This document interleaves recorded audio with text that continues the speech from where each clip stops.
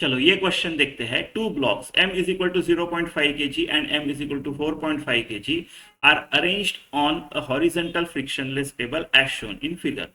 The coefficient of static friction between the two blocks is 3 by 7. Then the maximum horizontal force that can be applied on the larger block so that the blocks move together is how much Newton. ऐसा निकालना है. ठीक है, तो ठीक है. तो एक ये टेबल है, चलो ये टेबल बना देते हैं इसको. ये टेबल है, ठीक है. इस टेबल के ऊपर ये ब्लॉक रखा हुआ है, इसको फोर्स लगाया F, राइट. और हमको बोला है कि ये दोनों जो ब्लॉक है वो साथ में मूव होंगे, राइट. तो ये मैक्सिमम फ्रिक्शन क्या हो सकता है? ठीक है, अगर ये दोनों ब्लॉक साथ में मूव हो रहे हैं, राइट, मूविंग टुगेदर, तो इनका एक्सेलरेशन सेम होगा, right, moving together. So therefore इनका एक्सेलरेशन सेम है. अगर इनका एक्सेलरेशन सेम है तो मैं इन दोनों को कंबाइंड एक सिंगल बॉडी ले सकता हूं, सिंगल बॉडी ट्रीट कर सकता हूं. सेम एक्सेलरेशन है तो ये दोनों को ऐसा मिला के एक सिंगल बॉडी ट्रीट कर सकता हूं. ठीक है, तो इस सिंगल बॉडी का एक्सेलरेशन कितना आएगा? A will be F upon M. F कितना है हमको निकालना है, एम कितना है? अभी एम देखो, ये सिंगल बॉडी है तो इन दोनों का मिला के 0.5 प्लस 4.5 5 kg होगा. ये 5 kg होगा टोटल. ये होगा मेरा एक्सेलरेशन. ये एक्सेलरेशन इस सिंगल बॉडी का भी है, ये एक्सेलरेशन इसका भी है. तीनों एक एक्सेलरेशन से जा रहे हैं और यही एक्सेलरेशन इसका भी है. सबका सेम एक्सेलरेशन है. ठीक है, ठीक है. अभी ऊपर वाला बॉडी कंसिडर करो. ये जो ऊपर वाला बॉडी है 0.5 kg का, राइट, स्मॉल एम वाला, इसको कंसिडर करो.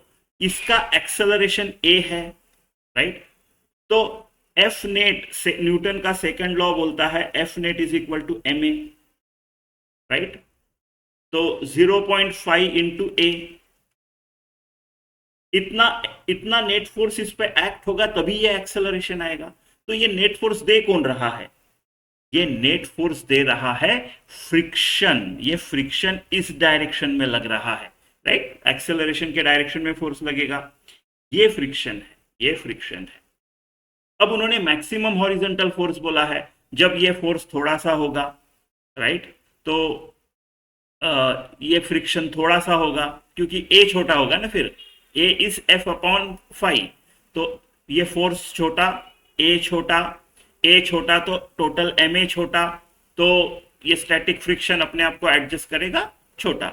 ये फोर्स बढ़ा, फिर ए बढ़ा, फिर ऊपर वाले का एम ए बढ़ा, तो स्टैटिक फ्रिक्शन ने अपने आप को एडजस्ट कर लिया. लेकिन उसकी एक लिमिट होती है, उसकी लिमिटिंग फोर्स के बाद वो नहीं कर पाएगा. तो मैक्सिमम फोर्स के लिए मुझे फ्रिक्शन कितना लगेगा? Limiting, right, limiting. तो friction is providing for this F net. तो एफ नेट जो है वो लिमिटिंग अपना ये आएगा, F L is equal to M A 0.5 A. F L क्या होगा? आपका म्यू एन.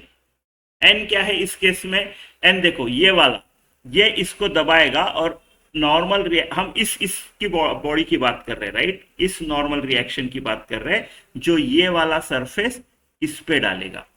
तो वो तो एम जी से दबाएगा और एम जी मिलेगा. तो म्यू एम जी, एम यानी ऊपर का छोटा वाला, तो म्यू 3/7 है.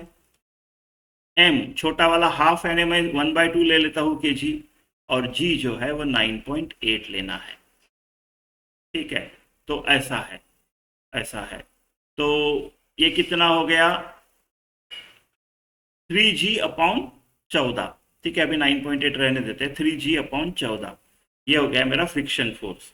तो 3g upon 14 is equal to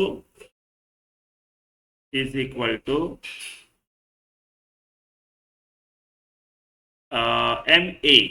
so 0.5 A को मैं a/2 लिख देता हूं, ऐसा, यानी मैं ये थोड़ा सा ऐसा कर सकता हूं ना फिर.